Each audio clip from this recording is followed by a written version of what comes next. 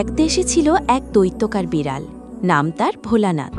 সে এত বড় ছিল যে একটা গরুকেও এক থাবায় ধরে ফেলতে পারত। পুরো গ্রামে সবাই তাকে ভয় পেত। তার ভয়ে গ্রামের সব ইঁদুর গর্ত ছিঁড়ে বের হতো না।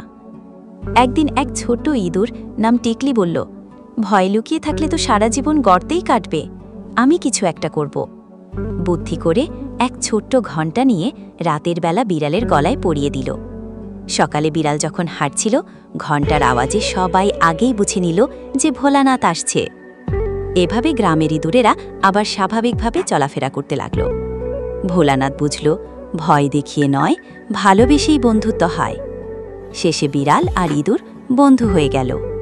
শিক্ষা: সাহস আর বুদ্ধি থাকলে ছোট হলেও বড় সমস্যাকে হারানো যায়।